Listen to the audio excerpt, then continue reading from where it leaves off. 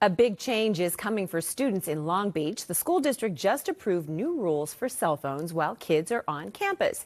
NBC4's Brittany Hope is digging into the policy for us. So, Brittany, talk to us about when families have to be ready for this change.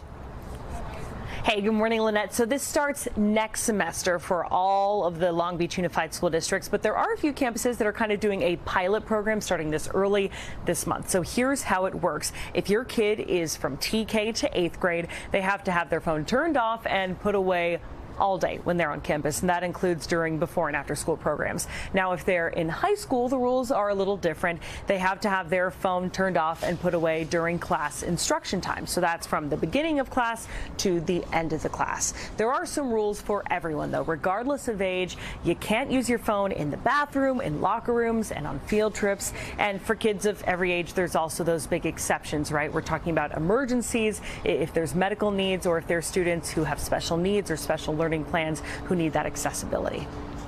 So, you know, it's interesting, Brittany. I went to a concert, a Bruno Mars concert, and they took our phones. And I was like, what? And then I realized it was okay.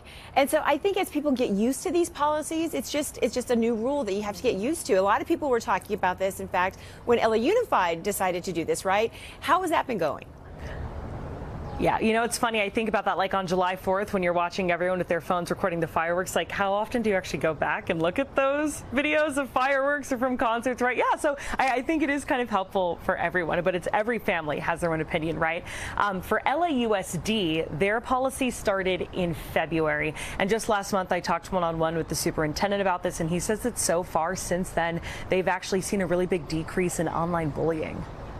We saw the climate surveys in school for both students as well as staff improving.